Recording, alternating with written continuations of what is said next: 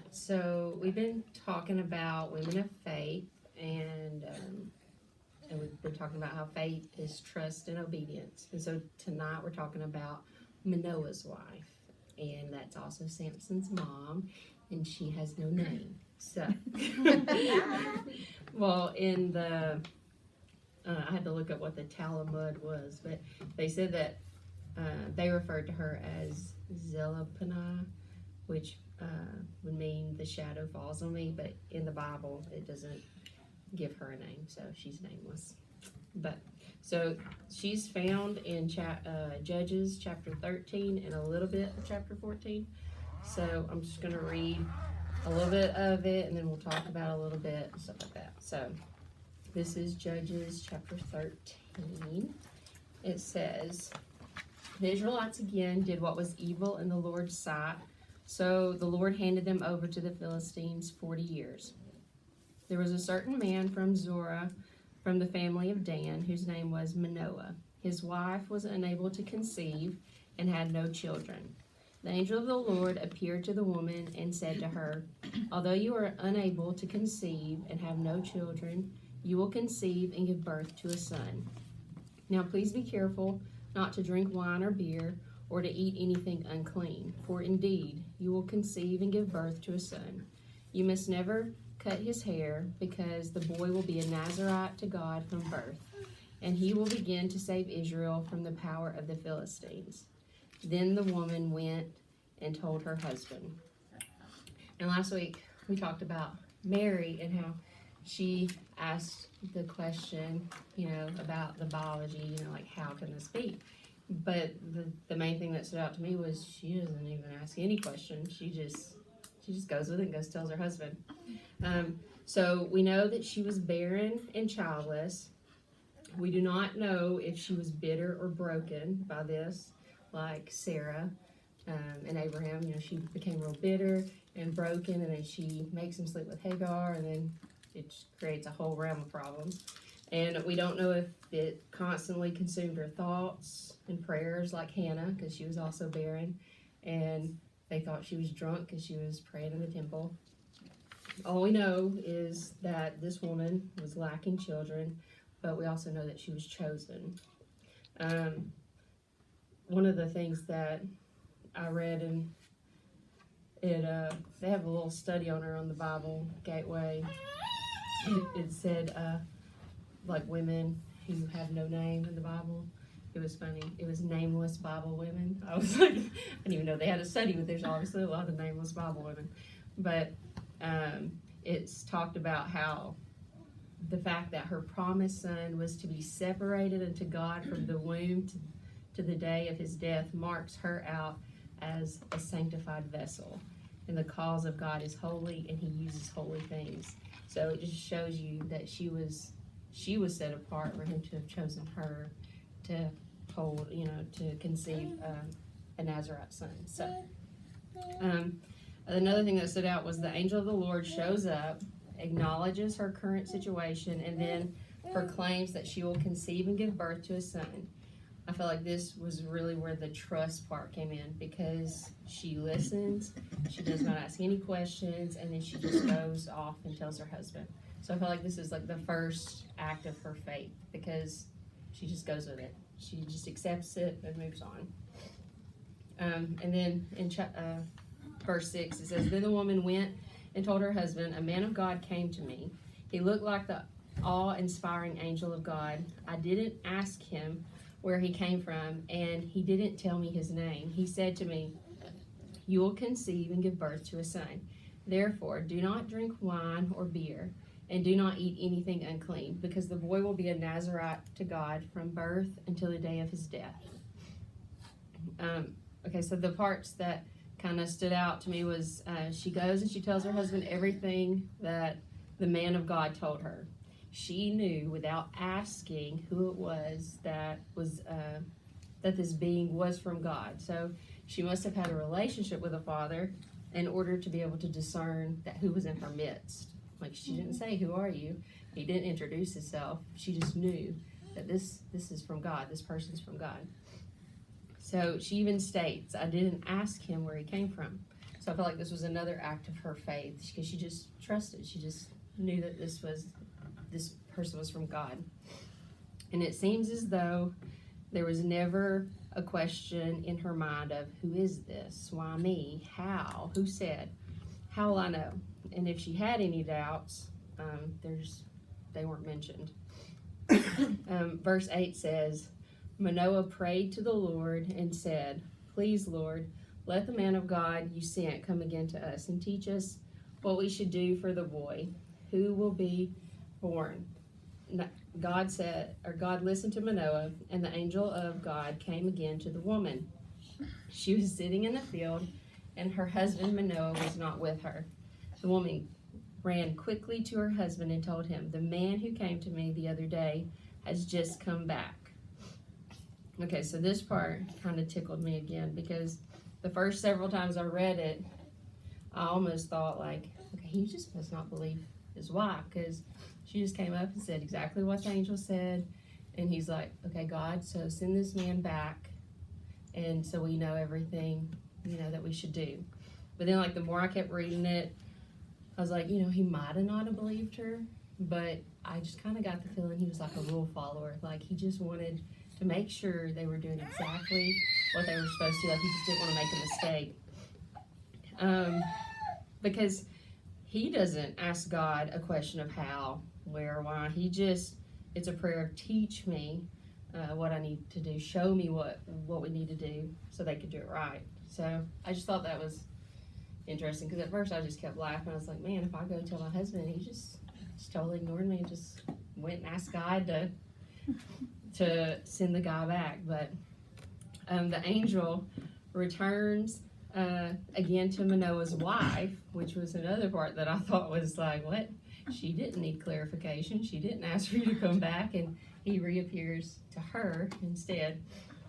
And then, I don't know, the part, it stood out. It just said she was sitting in the field. I don't know.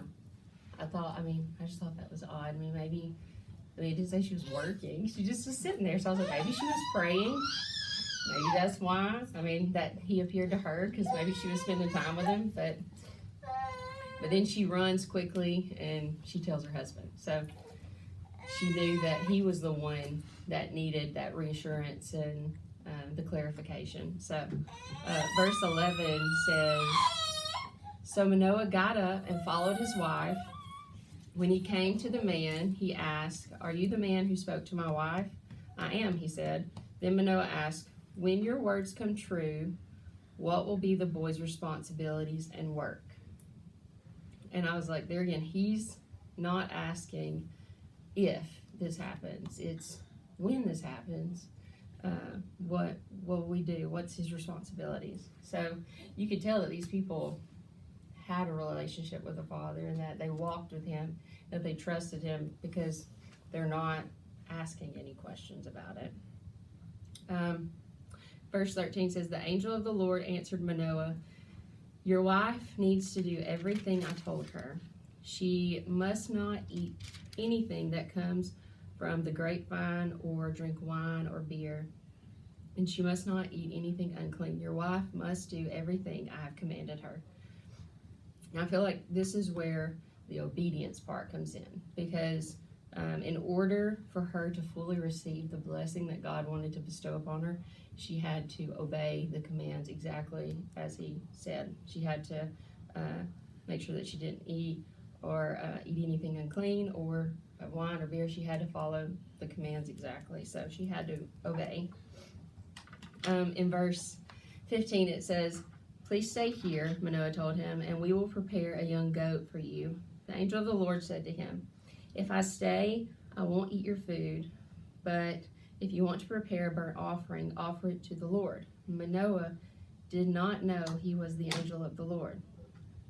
Then Manoah said to him, What is your name, so that we may honor you when your words come true? Why do you ask my name? The angel of the Lord asked him, Since it is beyond your understanding. Manoah took a young goat and a grain offering and offered them on a rock to the Lord, who did something miraculously, while Manoah and his wife were watching. When the flame went up from the altar to the sky, the angel of the Lord went up in its flame. When Manoah and his wife saw this, they fell face down on the ground, and the angel of the Lord did not appear again to Manoah and his wife. Then Manoah realized that it was the angel of the Lord. So there was a couple of things that stood out, and all that was, first, this wasn't just a random angel. Like, they use the words wonderful in some versions, which is referring to the Messiah. So this was like one of those encounters with the Lord that was a rare occurrence, and so that was kind of an important part. But then the other thing that kind of stood out was it doesn't fully say that Manoah's wife already knew it was the angel of the Lord, but like all through those verses, it was Manoah and his wife, where they fell down.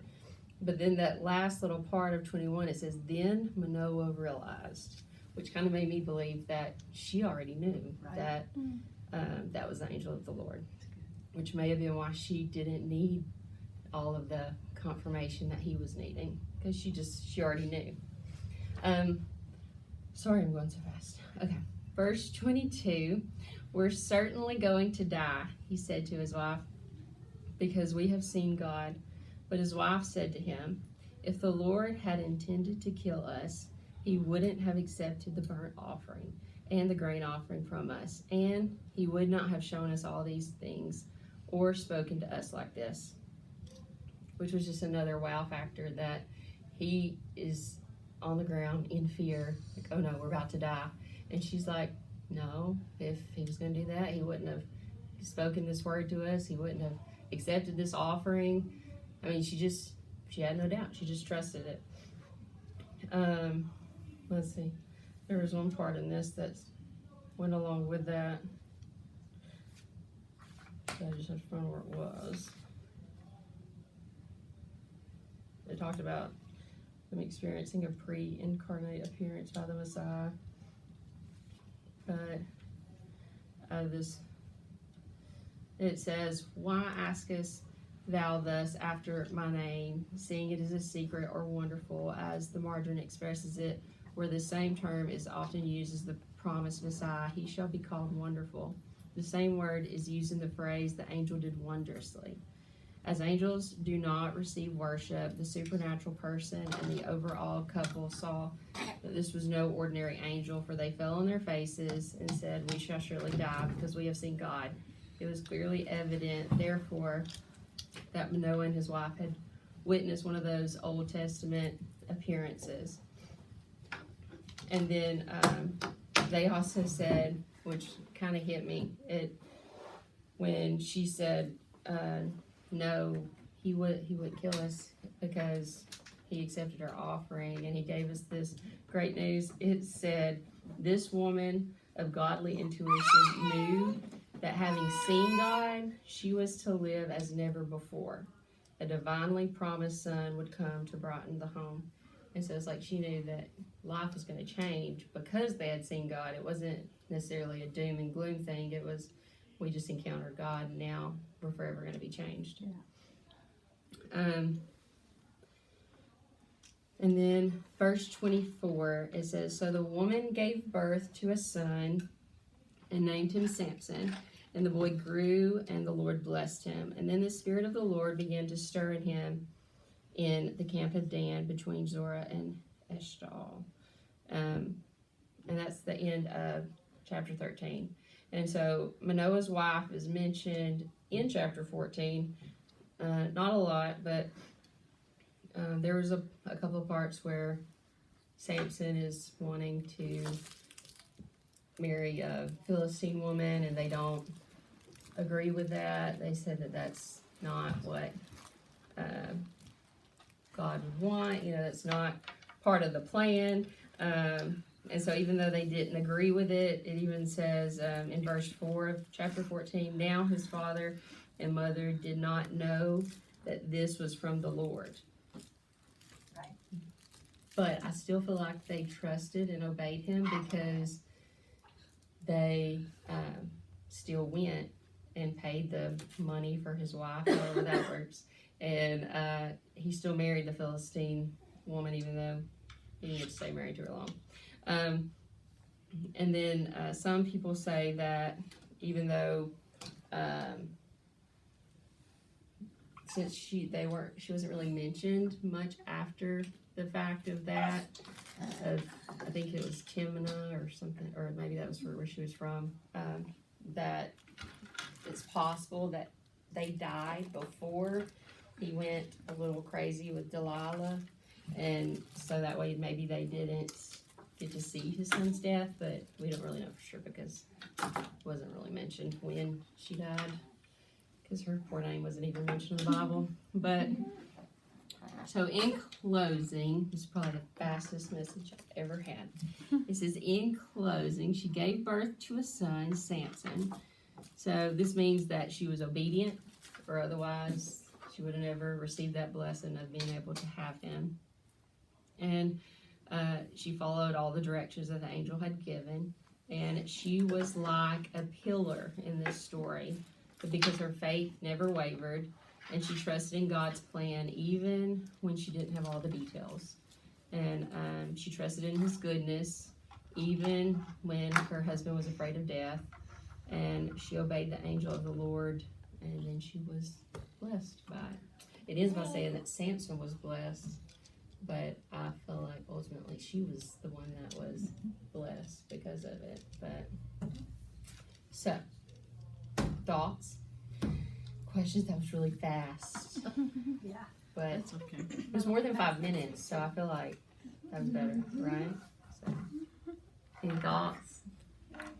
Parts that You know, I mean, even though they didn't give her a name, she was mentioned in the Bible. So it has a lot of value with it because, I mean, it's not just the people. There was other people during that time that were following God and doing the right thing. And, you know, so it was meant for us to take from her faith. Mm-hmm. Not focus so much on the main part, but the actions. Her actions, Mm-hmm. absolutely.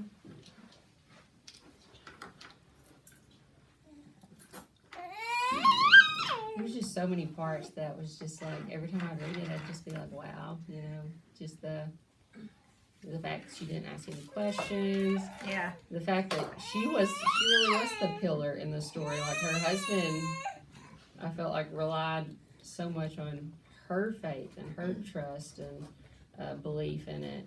Not that he didn't believe, because he did, but I just thought she really stood out in that story. And I have never really thought much about her, because I've always just thought more about Samson, you know, but Yeah. so it was interesting kind of studying her, the before the Samson, you know. I was like you. I was really surprised that the angel of the Lord came back to her a second time without Manoah being there. I mean, that's like just interesting. And she ran and got him, and he still said, "Are you the one?" Mm-hmm. You know, I just told you he's the one. The same guy, and you're still gonna act. I just think that's interesting. And then the angel's response is, do everything I told her. Right. I was I've already like, told her twice. do everything I said. Yeah. So, I mean, I just kind of got tickled at that. I felt like it was one of those duh moments. And you talked about how you thought at first he didn't believe, but then you thought he was more of a rule follower. And in this translation that I read, he said, when your words come true, what rules should we apply to the boy? What is his mission in life? So he was looking at, give me a list. You know, what do we need to do? Yep. Yeah. Mm-hmm.